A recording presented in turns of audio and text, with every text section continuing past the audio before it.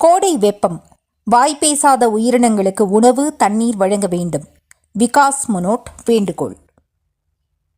கோடை காலங்களில் தண்ணீர் மற்றும் உணவின்றி தவிக்கும் பறவைகள் மற்றும் வனவிலங்குகளை பாதுகாக்க மத்திய மாநில அரசுகளும் பொதுமக்களும் முன்வர வேண்டும் என்று தேசிய வனவிலங்குகள் பாதுகாப்பு சங்க தலைவர் விகாஸ் முனோட் கோரிக்கை விடுத்துள்ளார்.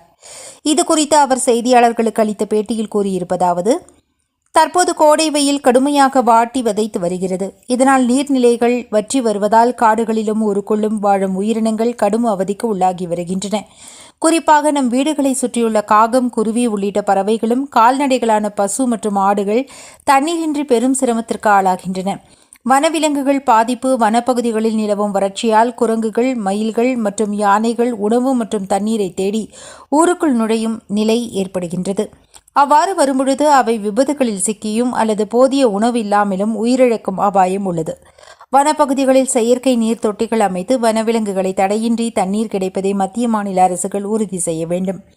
பொதுமக்கள் தங்கள் வீட்டின் மொட்டை மாடி அல்லது பால்கனிகளில் பறவைகளுக்காக சிறிய பாத்திரங்களில் தண்ணீர் ஊற்றி மற்றும் தானியங்களை வைக்க வேண்டும். தெருக்களில் சுற்றித் திரியும் கால்நடைகளுக்கு ஆங்காங்கே தண்ணீர் தொட்டிகள் அமைத்து அவற்றின் தாகத்தை தணிக்க உதவ வேண்டும்.